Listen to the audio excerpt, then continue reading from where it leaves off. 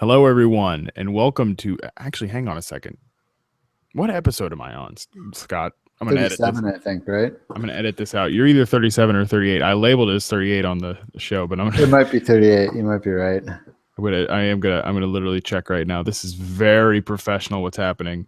By the way, I'm gonna leave this in the video segment if anybody's seeing this. So okay, you are 38. I was right. All right, let me start over. Hello, everyone. Sorry. No, what were you gonna say? I forgot about Bramall. That's Yeah. Yep. Yeah, me too. I'm just making. Oh gosh. Anyways, here we go. Hello, everyone, and welcome to episode 38 of the Backyard Banter Podcast. My name is Matt Harmon, and we are joined by an extra special guest this week on his own week. I mean, this is it. This is Scott Fish week. The Scott Fishbowl is drafting right now. It kicked off just a few days ago, and we have the man himself, the legend Scott Fish, on the podcast. Scott, how are you doing today? I am doing good. A little tired. It's been an intense, surreal week, but yeah, it's good to be on. Yeah, absolutely. It's good to have you. It's good to be on the host end. I've been on the Bull Rush now twice or two or three times. And it has been extra fun being your guys' guest, but now I've got the seat here, Scott, and it's gonna be, well, I'm sure we will have very different conversations than what we do on the Bull Rush, but if you're not familiar with Scott Fish, I don't know what the hell you're doing, but I don't even know really how to introduce you, besides I was saying before we started, fantasy football's mad scientist, essentially, with what you do with the Scott Fishbowl. But we'll dive into that in a little bit, but I always start the podcast asking the guest, how did you come to first fall in love with football or fantasy sports? Take me back to kind of the grassroots of your story, Scott. Well, I can't tell you when I first fell in love with football, because it was when I was too little to remember anything. I think I've loved football my whole life. I loved sports as a kid, but football really stood out. Every memory I have is watching football games, and it's starting that way with my son too, and I'm sure he won't remember his start. But my first love of fantasy probably came in the early '90s, watching Barry Sanders and Steve Young, and I did watch the Joe Montanas and the Boomer Esiasons before that, but I really got into it in the Barry Sanders, Steve Young, Emmitt Smith days. Yeah, I mean, those were some great players that are kind of before my time. But what was it like watching Barry Sanders? I imagine like watching him actually play live, instead of just the highlights. Oh, it was unreal. He was one of those players, and I think I said this when Adrian Peterson came out for the when we got him on the Vikings, that Barry Sanders is one of those players that every time he got the ball, you were scared he was going to take it to the house. You were just scared that he could explode on any play. Oh, it's amazing. Yeah, that's certainly the case, and it appears that that was the way that Barry Sanders played the game. It's interesting. Just some players just speak to you, and I like that about football. It's what makes it so fun. But so, Scott, what was kind of the impetus for you to get more involved in the fantasy world, as in like, covering the game, or where did you get your start, with like, now you work for DLF and all that. Where did it begin for you? I think it first started probably in the late '90s when I started delving into Devy leagues. A friend of mine and myself wanted to design a league where we could have college farm system players. And we used to go on like in AOL chat rooms and forums online to try to find anything like it. We couldn't find anything like it, but that got me involved in fantasy forums online and things like that. And at one point I started my own little blog, like it seems like most people in this industry do. And then in the early 2000s, I caught on. I was in a forum so much that they asked me to start writing their Start sitcom. That was probably, I don't know, 04 or 05, I think, 2005. And I was hooked from that point on. I just loved it. Yeah, it's one of the things, like, once you get into it, once you dive like you dip your toes in, you either know like, yeah, I'm going to dive all the way in, or I'm going to pull back a little bit here. And for those of us sickos like you and myself, we go ahead and just dive head first in. So what got you hooked up with? I want to actually know. I actually want to talk about the Debbie leagues first, because a lot of people know you for Scott Fishbowl, but I don't think that everybody knows that that's like the only thing you're kind of the mad scientist for. Talk about developmental leagues or Debbie leagues for a little bit here. Yeah, and in fact, that's probably all people knew me for years was Debbie, and now there are so many great Debbie people out here, and I've kind of backed off on the Debbie because people are way better than me, and I just don't have the time to scout that I used to. But yeah, in about 1999, we started playing that format with college players involved, and I really, really loved it. I really loved getting that player and watching what there was of high school videos online of players. Way back then, we just we just drafted college players because we watched them on Saturdays. Now we can watch high school videos, which is just unreal. Yeah, but it's a lot of fun to draft a guy coming out of high school, draft a guy early in college, and watch him. It's kind of like just nowadays when you scout a rookie for most dynasty leaguers and you're right on a rookie. It's that much more satisfying when you watch him for a few years and then they break out.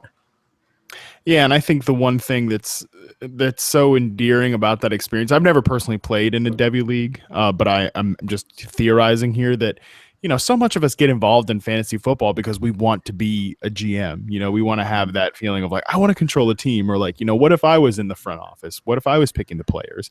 And that's probably the best way to do it, is to track them all the way through their college career into when they are eligible to play for your fantasy team. It's probably the same sort of experience. Yeah, and I will say you get really deep biases when you do that. When you've watched a guy for that long, you kind of really dig in on a player, either good or bad, and it's hard to break away. At least I've found. I've had trouble with that. If I really like a guy early on, like a guy like Jamie Harper from Clemson, who you've probably never heard of, I always thought he was going to be amazing, and he just never broke out, but I continued to love him even when he came to the NFL. Even when he got on the Titans and he was like their fourth running back, I was still saying he can do it. But you tend to hold on to players a little too long that you like. Jamie Harper, who is he the other Clemson back that came out the same year as CJ Spiller, or am I thinking too recently? No, he was. I think he came out the year after CJ Spiller came into the NFL. Or well, they were on Clemson around the same time. They're on Clemson at the same time. Yep. Because you know how that game goes is like, CJ Spiller, top 10 pick. Then the people that really, and maybe this was you, so I'm not trying to throw any shade here, but then the people that really like Jamie Harper, I can, I wasn't covering the sport at this time at all, as before my time, but I still remember people, being like, well, Jamie Harper was even better than CJ Spiller, and so there's always those guys that, you got to take it the next step. You can't just like a player, you got to really like them. Almost to a contrarian point, just to be a contrarian. Yeah, I've seen that happen around. Yeah. Yeah, just to be a contrarian and just like to let people know how much you like them, you have to like make the take that much more bombastic. Exactly. But, I think it is funny, just the idea of developmental prospects and Debbie and all that. And, to somebody that's not listening, I heard you talking about it on the Dynasty Blueprint, the podcast this week, because of course you've been making the podcast rounds with it being Scott Fishbowl week.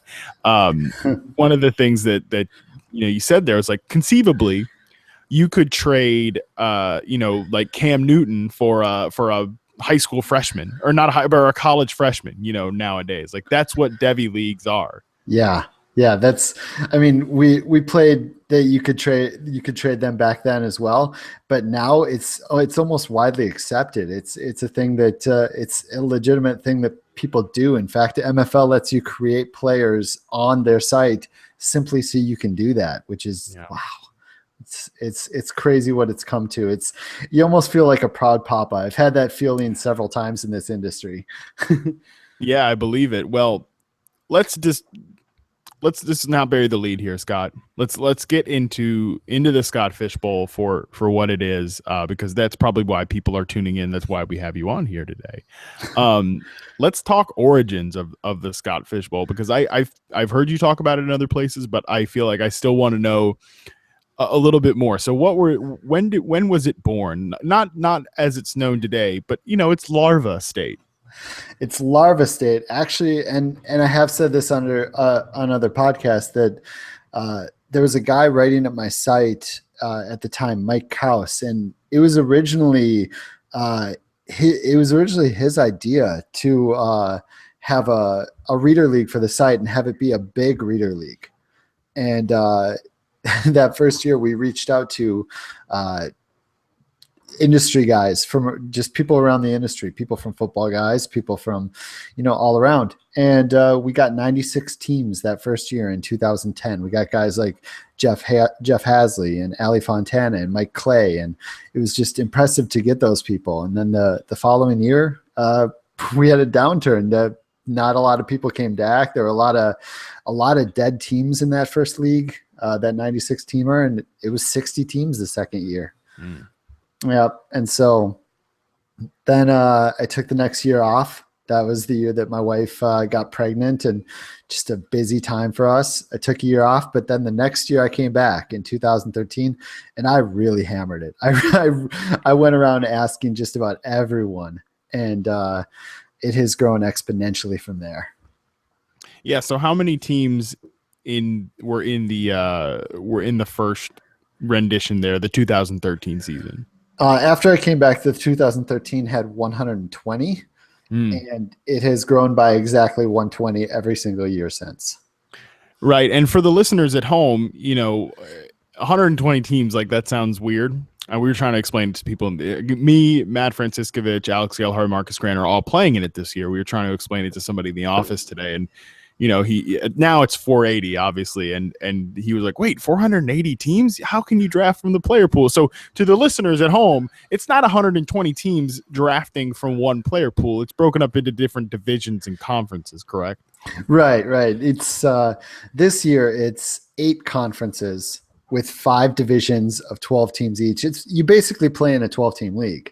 The only difference is at the end of 12 weeks, starting in week 13, everybody gets thrown together in one giant playoffs, which makes it kind of unique. I know that the Reddit Narwhal leagues, they're a bunch of 12-team leagues, and then they have a overall prize, but they don't have a combined playoffs. It's not like one league. This is one massive league where you're all together. Right. Like, one person will be crowned champion of these 480 teams, and by one person I of course mean me. Yep. No, I'm not like Dynasty Frank on your podcast. I do not envision that I will be winning this thing, but I'm just here to try. But it's an intense thing, and I think the cool thing about it, before we get into the wacky scoring system, with all the divisions and conferences and teams, you really end up seeing just how big the community is. And you break it up by fans and analysts. So what's that structure like? Well, this year it's 9 analysts and 3 fans per division. I might change it up next year. I'm not sure that I love that ratio, but I feel like that's a good mix of 3 fans in each conference get to play with 9 analysts. That means I make sure that no site is doubled up. It happens, but that way they get to play with 9 different sites. They get 9 different potential analysts that they read on a daily basis. It's really fun for the fans to be in a division with that many people that they possibly read or respect in the industry. And to the fans' credit, there's no real fans anymore. I mean, they're right. Just as pro as us. By ratios, they do just as well in this thing as the analysts do. Well, that's good. That's good news for all the people that, will comment on our NFL.com articles or videos and say, I could be in a league with you guys and win. And I always want to say to those guys, well, no shit. Of course you could. It's just fantasy football. Like, I'm just another idiot. I think the Scott Fishbowl really exemplifies this. Like, I'm just another idiot trying to figure it out, just like you guys are, and that's like we're all competing, and of course you might beat me. That doesn't make me any worse of an analyst or writer, and it doesn't make you, any worse of a person either. Anybody can do this, and I like that the Scott Fishbowl kind of gives that idea. Yeah, it's really great that we've had 2 fans win out of 5 years. So that's also really nice. I think one of the main like backbones of what SFB is for the community to have an event, a get together, something to connect us all, something for the big sites and the little sites, the NFL.coms to like see the up and coming falafel housers, et cetera, like to communicate and get to know each other. And that's probably one of the things I love most about it. And then the fans get to be part of that. Yeah, that's the cool part too. And so, and the craziest thing to me, and I know a few other people have said this, and I think everybody drafting has felt this, even if they haven't said it, like, how incredible is it, Scott, that you are the architect of this thing that in the middle of July, when literally the only NFL news is somebody signs a contract or might sign a contract, or somebody gets arrested. Like, that's the only news we can hope for right now to discuss things with football. But here we are in the Scott Fishbowl talking about players. I'm at work talking about it. I'm on Twitter talking about it. It's just how crazy is that? It is amazing. And I think I have always started this league the first Monday after the 4th of July. And I don't know what kind of sheer stroke of luck it is that just times up perfectly with the dead cycle of what the reason I put it there was so that we could have it all done before August, when all us analysts have content to do, because August is such a huge month.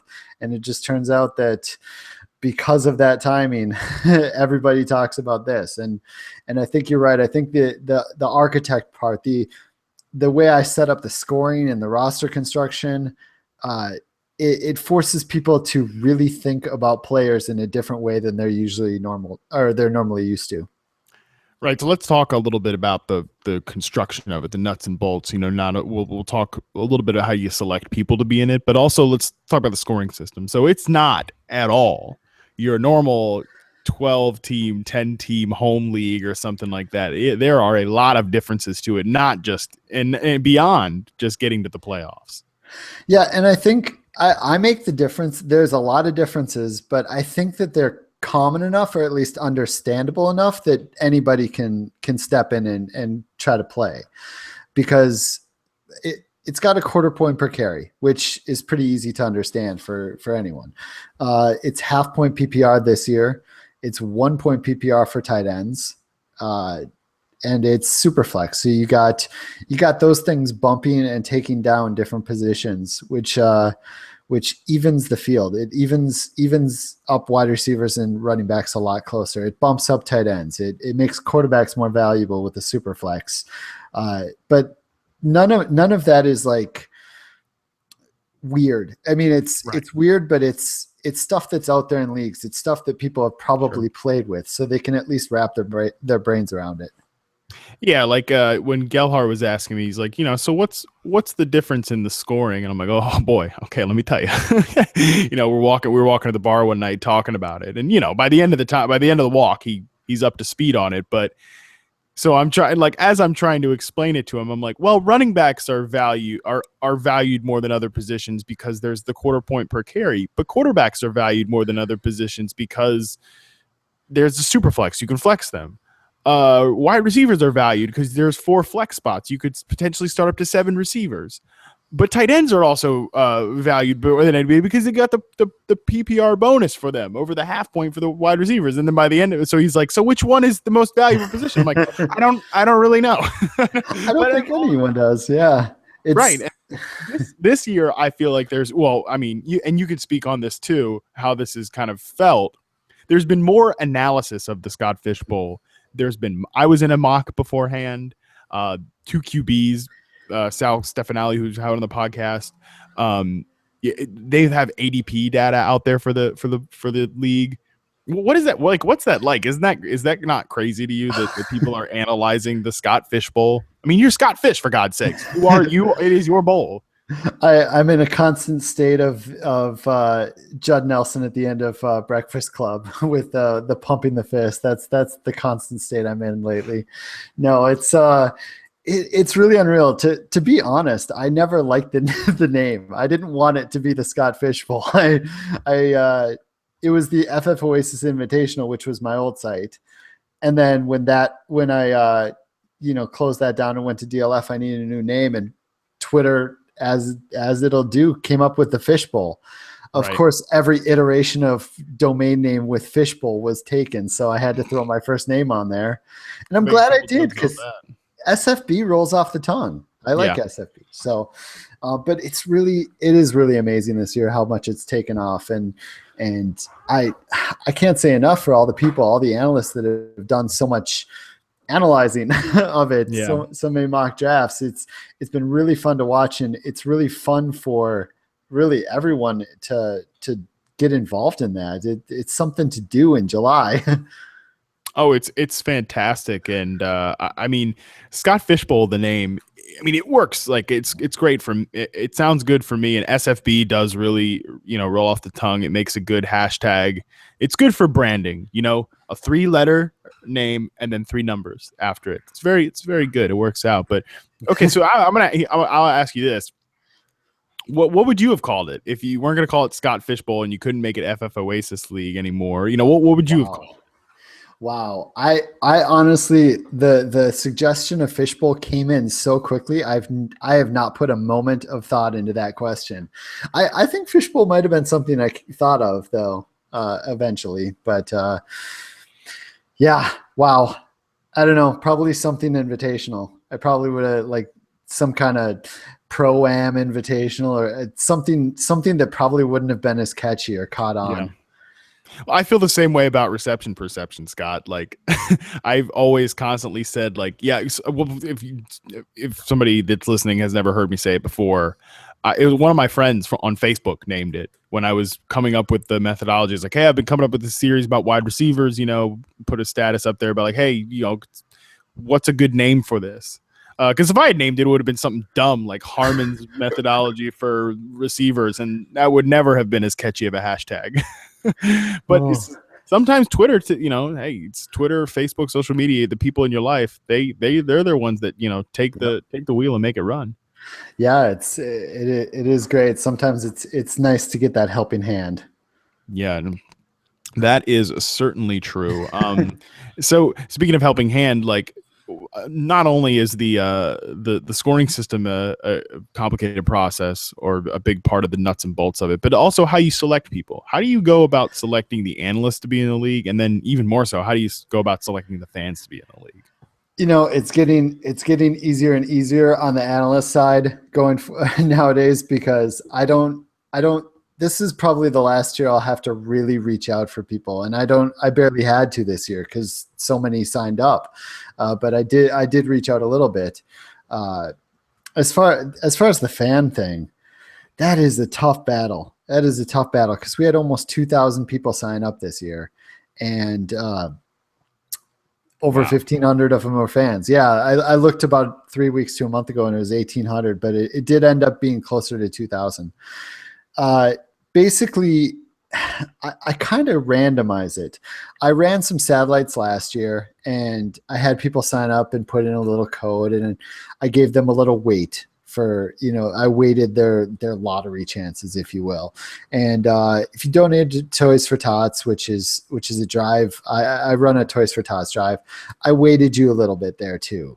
And if you'd signed up 2-3 years in a row, I gave you a little weight there too, towards that lottery. And basically I have an Excel spreadsheet, and I randomize and sort, and that's what it comes down to for the most part.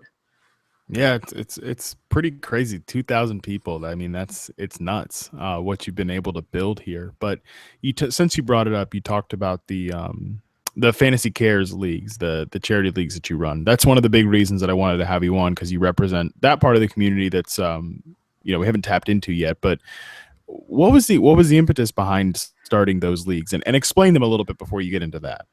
Okay, well, the Fantasy Cares Leagues, fantasycares.net.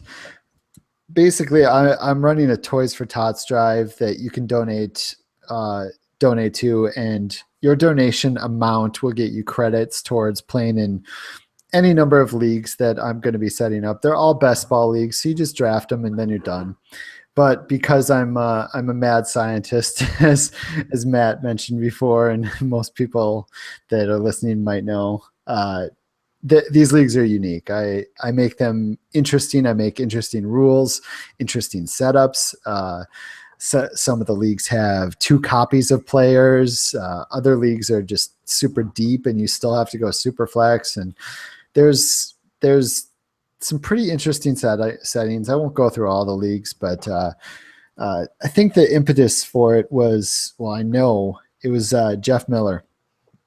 Jeff Miller's a writer for DLF, and he did a Toys for Tots drive. He's done it for years in Las Vegas, and he started doing it through DLF a couple years ago, and I immediately wanted to get involved. And it just turned out that as I really wanted to get involved, his life got busier. And so there wasn't really a torch pass, but because he's still involved and was still involved last year. But I took up more of the reins of it. I loved what he was doing. And let me tell you, buying all those toys, buying huge cartfuls of toys and taking pictures and showing them online and getting to teach my 3-year-old son what we're doing is it's so rewarding. Just I have a 3-year-old son, so the mere thought of kids getting toys that they wouldn't have otherwise had, I know it's like for my son to get a toy. I can't even imagine kids that don't really get toys. My kids is just spoiled. so kids that don't usually get toys being able to get toys for Christmas, that just the thought of that makes me happy. Yeah, it's awesome. And I think it's something that I'll talk about, in my episode whenever that comes up on this show. But I don't know, you can agree or disagree with me on this, but while we get we're sitting here talking about like how cool it is that we're talking about fantasy football in July, and like that there's this big community around it, and we're so happy to be a part of each other's lives. At the end of the day, it's just fantasy football. Yep. It is essentially meaningless. It's really a taking sort of thing. But I think the fact that you've been able to take fantasy football and turned into a charitable sort of thing is really, honestly, it's incredible. It's something that over the last couple of years I've really, really started to believe in. Someone asked me Justin Spear for Commish Talk blog. He did an article for RotoViz, what would you add to your league? And mine was an immediate answer. I knew right away. I have so many things that I love adding to leagues, like progressive pots and rivalry trophies, stuff like that. But my number one answer is always charity. You don't even miss it. If you take out one of those entry fees and give it to charity, it doesn't matter. That little bit actually, it makes a difference. And really, you won't miss it from the pot. You just won't. It's not that big of a deal to you. It's a big deal for the charity you're giving it to. So that's something I definitely think all leagues should have. Right. Yeah. It's something that's so simple. But it's powerful at the same time, because you get to say, like, we're still going to have fun playing fantasy football, whether we give to charity or not, but it adds something a little extra to it. It was fun. I'm in one of the Fantasy Cares League this year. I gave a spot away to one of the viewers of my Periscope one week. And it's cool, man. I don't know. It feels right. It does. It feels good to do good things. And it's so easy. I told this story on the DLF podcast once that I was in a video store a long time ago. And Matt, you can have your coworkers tell you what one of those was. Okay. I'm not so young that I don't remember what a video store was. I know. I'm just joshing with you. Get in line. But I had a video that I had a copy of the movie Bolt, and I was I was just looking for something to rent, and a little kid came in with his mom, and they went over to Bolt, and I had the last copy. I knew I had the last copy, and that kid made an audible sadness sound when he noticed it was all out, and she was consoling him a little bit, and I didn't need that movie. I could find something else. I didn't, not a big deal. But I made that little kid's day when I came over and brought him the movie Bolt. And it takes so little to do something nice and make someone's day a little bit brighter. I don't know why we all just don't try to do that a little more often. Yeah, so kind of maybe even going beyond fantasy football, or you can talk more things about the fantasy community or whatever.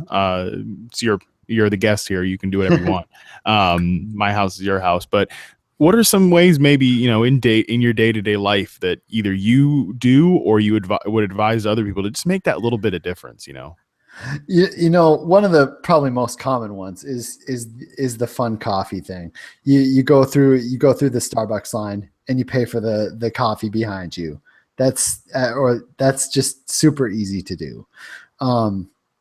I don't know. It could be right down to a smiling hello or opening doors for people that you don't necessarily have to. Just the tiniest things sometimes make a difference.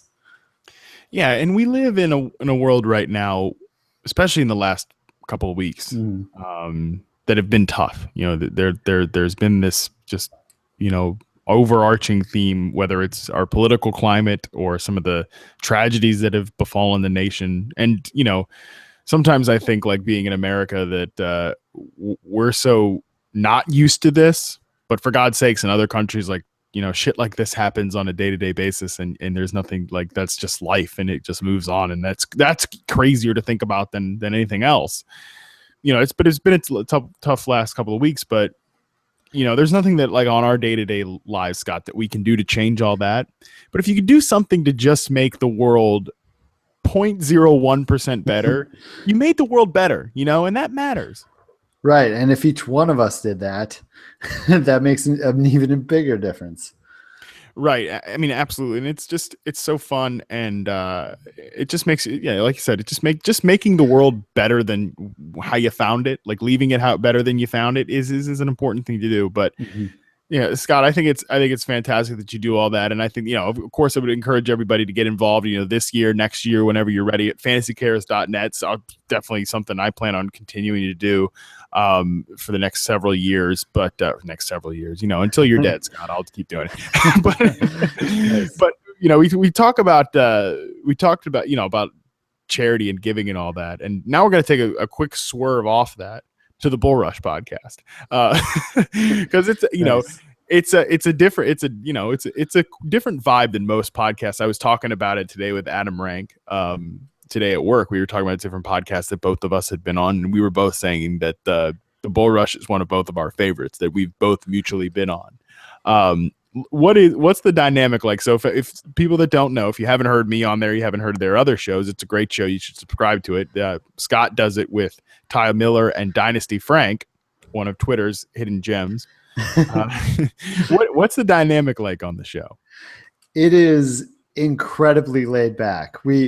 It's a lot like three guys just hanging out, having a few drinks a lot of times. And a little secret that we probably shouldn't put out there, but there's been a fair amount of our shows that we walk into the show and we're like, so what are we going to talk about tonight, guys? Yeah.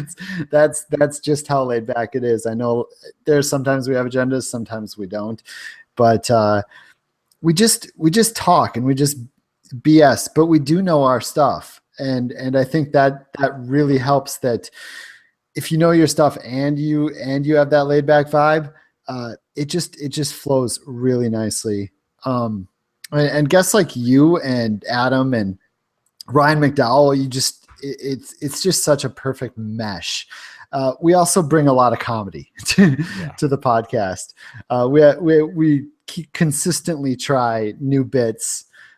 Some work, some don't, but even the ones that don't work are pretty funny. So, yeah. I think most people's favorite is probably our Siri bit. People are really digging our new Dynasty Loser bit. We got a new one coming out in a week or two. I don't know that I should tease that yet, but it's going to be pretty fun. Oh, well, that's exciting. And you know, like you mentioned, you guys all know your stuff. Obviously, Scott, you clearly tell you know what you're talking about. Frank is a hell of an entertainer, but also, like, you know, he plays in a ton of leagues and knows the landscape for sure and values and all that.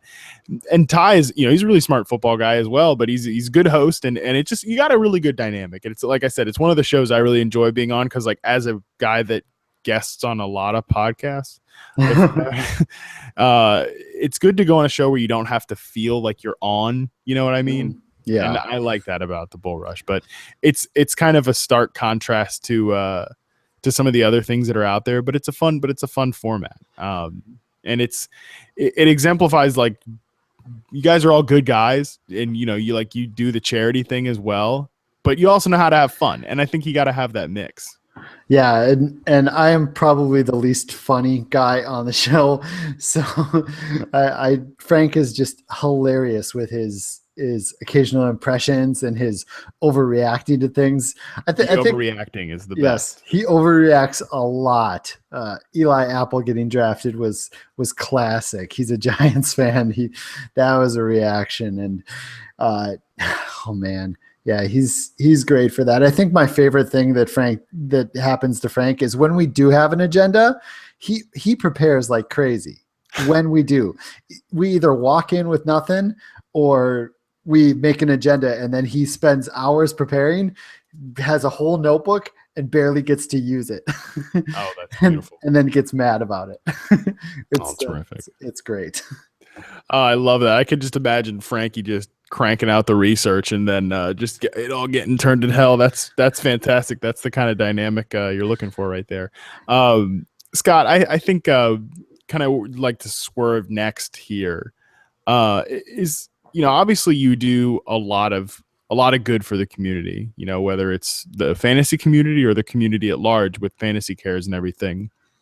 But one thing I've been asking people a lot, you know, kind of on the other end of that spectrum, is there something you see in the industry or anything that you see that you don't like or that you would change? Oh man, I knew this question was coming too, because I listened to every single episode and I didn't prepare an answer for that. What is wrong with me? You're like the fifth person that said that recently, though, so don't worry. I know. I guess I think people could be a little bit more supportive of other people. There are most of us, I'd say the majority of us, will retweet other sites, and there's no exclusivity, and we're very supportive of each other. But you do see occasionally people subtweeting each other, which I didn't even know was a thing until like last year. I'm not great at Twitter apparently, but yeah, you will see that occasionally. You will see people go after each other, and that is annoying to me, because I feel like I'm one of those guys that maybe I'm just not on Twitter enough, but I'm on every day, and I feel like I get along with everybody. I don't think there's anybody that I don't get along with. So it's kind of weird for me to see two people that I like, for, you know, I have friendships with, that don't get along, and there's different sects that do that. But I'd say for the most part, I love this community. I love everything about it. I love how connected it is, and how most of us will really, really back each other and go out of our way to help each other. Yeah, it is really supportive, and you know, being somebody that's come up through it, that's certainly, you know, you can't do it alone. You know, you can't do this alone, whether it's full-time, part-time, or whatever. Like, you need people in life, and especially in the community. And everybody has those people. You had Sigmund, and you had Sal. I had Greg Kellogg. I had Jim Day. Greg Kellogg was first ballot Hall of Famer for the FSWA Hall of Fame.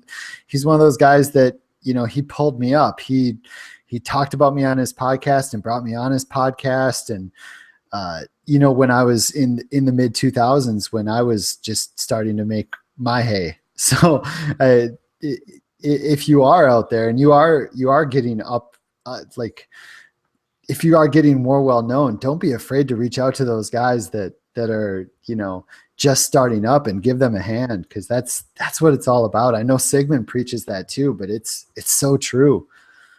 Yeah, I mean, being just willing to ask for help, and then being on the other end, being willing to give help. Yeah. And that's something that's important too. Like on our end of the spectrum, Scott. Like, do you have one story, I guess, that you could share of like somebody that like reaching out for help, either you reaching out to them or somebody reaching out to you, that you could kind of share without breaking any confidentiality?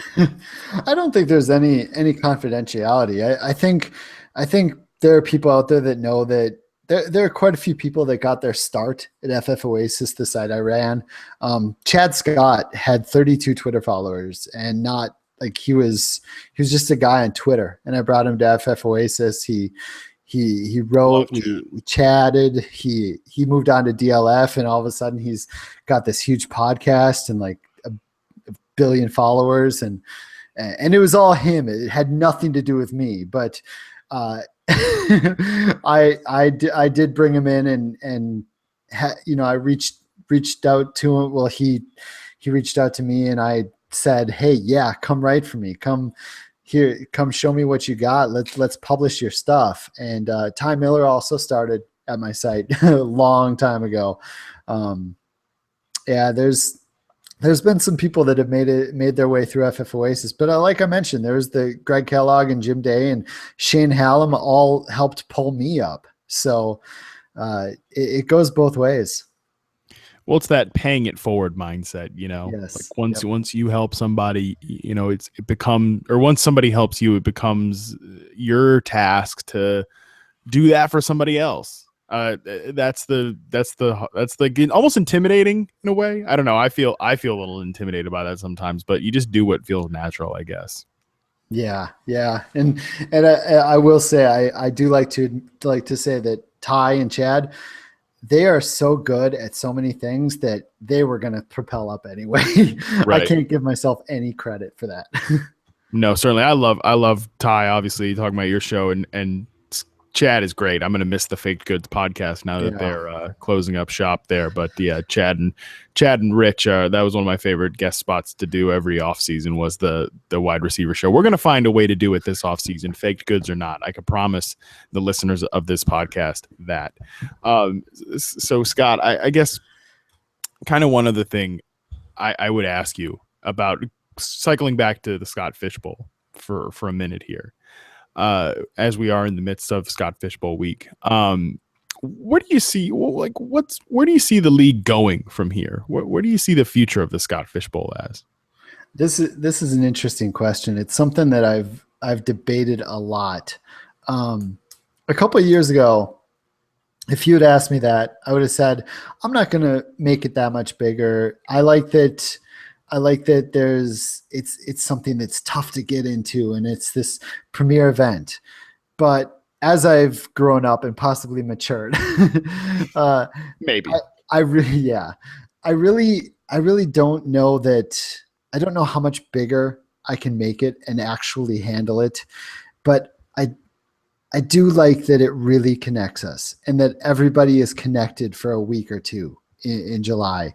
And I already see people talking about how they've met new people, and they're going on each other's podcast. People who've never been on podcasts, you're hearing them go on podcasts for the first time, just trying it out. And you know what? If next year is 600 or if next year is 720, I'm fine with that. If I can handle it, just to be able to bring the community together and bring more people in and connect each other, I'm fine with that, even if I lose sleep for a week. But you talk about that. You talk about can I handle it? The sacrifices and all that sort of stuff. Because I think that's the one part that maybe some people don't know about you or about the Scott Fishbowl, that it takes a toll, man. Like, this isn't your full-time job. Your full-time job is not tinkering on my fantasy league to make the Scott Fishbowl. Unfortunately, it would be great if it was, but there's a little bit that you have to give up to make this thing go, right? Yeah, it's good thing my wife is asleep right now, but it is a lot of hours, a lot more than probably anyone realizes. I was telling you before the show, I've slept like 5 or 6 hours in the last 3 days, which It's insane. it's insane and completely unhealthy. I think part of the problem is I tried to work 2 days this week. I think next year I'm going to have to take the whole week off and sleep when I can. But my fantasy league does an amazing job, and they do a lot. Their platform is just it helps so much. They're set up perfect for it. I wonder if I don't know if others. I haven't tried doing it on other sites, but I know that MFL is so perfect for it, and it does make my job easier. Oh yeah, it certainly does. I mean, everybody, new users to my fantasy league can be like, oh man, this site's hard to figure out, but the customizability of it and everything, it's just, I mean, it's unparalleled. It's great for a league like this, that's for sure. So yeah, but I guess that sacrifice is something that we talk about a lot in the industry, because even if you're not running a 480 team fantasy league, to be a part of this space, whether you want to be a full-time writer or not, there's some bit of sacrifices. What would you say to somebody like a new person coming up that's worried about that sacrifice or making that sort of commitment to this? I've been extremely lucky because when you succeed at something, there's no better feeling in the world than having put in that sacrifice and having it succeed. I mean, to watch Devi grow into a real thing, to watch FF Oasis grow from a site where they would get 19 page views a day to a site that got 863,000 in a month, to watch the Bull Rush podcast go from 100 listens an episode to 5,000-6,000 an episode. And now SFB to grow from a league that we had trouble filling year 2 to a league that's in basic, what JJ Zacharyson called the other day, basically the kickoff to the NFL season. It's unreal feeling to have something succeed. So don't be afraid of the sacrifice. It's that sacrifice that makes it all the more better when the success happens. Yeah, I think that's the crazy thing. And like, if people are listening can't pick up on this, you're not very perceptive, but like Scott is really like legitimately just an awesome person and like just a really good guy. Like Scott, if most people had, created the Scott Fishbowl, turned it into what it is today, had created Devi leagues, and turned it into what those are today, they would be egomaniac, moonwalking down the timeline constantly, but you've stayed. I mean, it's awesome that you've stayed like so grounded and humble throughout this, I hope that I come off that way. Sometimes I never know how I come off. I always, with Devi leagues, I like to say, hey, there might have been other people doing them in the mid 90s, in their home leagues. I don't like to say I created them, they're mine, but I know I am one of the originators. I know that the idea we had was fresh. I know that we searched the internet and couldn't find them. And I helped push them in writing, but there are other people like Steve Wyremski who did them on his own as well and has pushed them in the industry. He's a pioneer in Devi too. There's a lot of guys that have helped these things along the way, and it's never only one person that creates something. SFB was not just me. It's guys like you and guys like any of the analysts that have played in SFB have gotten their friends to play in SFB. Their other analyst friends. They promote it on Twitter. They do these mock drafts. All these things help make something big. It's not one person that makes it big. It's everybody working together to make something big. Yeah, it's certainly true. It's why it's such a perfect embodiment of the fantasy community, what Scott Fishbowl has become. But Scott, I really appreciate your time here tonight, kind of winding down just a little bit here. I asked you earlier what's next for the Scott Fishbowl, or where do you see it going? But can I ask you, like, for you as a person, where do you see Scott Fish going? Because obviously you're involved in a lot, and you work for DLF, you write for them, you do some mock drafts for them to get their ADP together. You with Ryan McDowell, you obviously do a whole hell of a lot with the Scott Fishbowl, and you've really carved out a very specific niche in the community. But what's next? Where does the journey continue to go for Scott? Wow. See, I don't know, because if you told me a year ago that I would have a podcast, I wouldn't have believed you, because I had just been a guest a few times, and I always found myself awkward on podcasts. I didn't love doing them. So I don't know what the future holds, but I'm guessing it's more of a step back than a step forward. I'm going to continue doing the things I do, but I don't know that I'm going to increase things. I stopped. I don't think I've probably written a couple articles in the last year or two. I've really tailed off on that end. I'm gonna stick around. That's the thing I've always done, is stick around, and I love doing this stuff. So there's no way I could ever give it up. It is my passion, but I think I'm nearing the end of my journey on the writing front, and I've hit the end of my journey on the creating my own site front. I love being a part of a team at DLF, and I like just being a part of the team instead of leading the team. I don't know what the future holds, but I do know that SFB is not going away. I know that Fantasy Cares is not going away, and I know that I'm going to consistently try to help behind the scenes to any site that wants me to help them, assuming I have time to help. Yeah, and that's what makes you you, Scott. One of the more unique people in the fantasy community, and one of the better ones out there, that's for sure, and somebody that deserves a little bit of the spotlight as well. But Scott, again, this has been such an awesome conversation. This is the part of the podcast that some of the guests seem to hate, but I'm going to do it anyways because it's my show.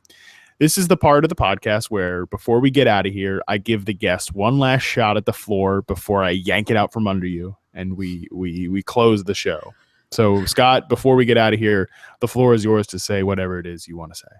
My first question is, do you do that yank it out from under them for every guest, the motion you just did? Literally every time.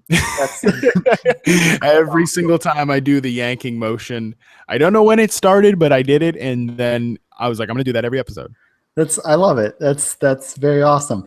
No, this is the part of the show that seems pretty easy for me. This would be my one last chance to plug fantasycares.net, my Toys for Tots drive. But more than that, you know what? It's not a big deal if you don't help donate to that Toys for Tots drive. Just try to give back a little. Try to give to charity. Try to get your league to install a little bit of a charity aspect. You won't miss it. Your league will probably you'll feel better about yourself. You'll be like, my league does this good thing. Just consider it. It's so little, and it does make a difference. Yeah, it's absolutely true. It does. And I think it feels good on the other end as well. So, Scott, again, I really want to thank you for your time tonight. This has been a really good discussion that I'm happy we got to have during Scott Fishbowl week. And, it's a unique part of the community, but an important part that we haven't gotten to dive into yet as far as the fantasy cares and everything. But we definitely got to sign out of here. I worked a long day today, and I've got a needy dog here on the other end. And you, Scott, need to get some rest. That is for sure, because you've been working hard and you deserve it. But again, Scott, thank you so much for coming on. And for the listeners, thank you so much for tuning in once again. It's always a pleasure to do this with you. We are wrapping slowly towards the end here of season 1. The show is almost over in its first iteration, and I can't thank you all enough for coming along on this journey with me. Continue to support the show by rating and reviewing, sharing it with your friends. These episodes, even once season 1 closes, they won't get old. You can listen to these at pretty much any time and enjoy them. And please especially consider going to fantasycares.net, like Scott said, and checking it out and playing in leagues with me and playing with leagues and other people there, the best ball leagues that Scott sets up through the donations. Definitely make sure to do it. So with that, thank you all so much for listening, and I hope you learned something today.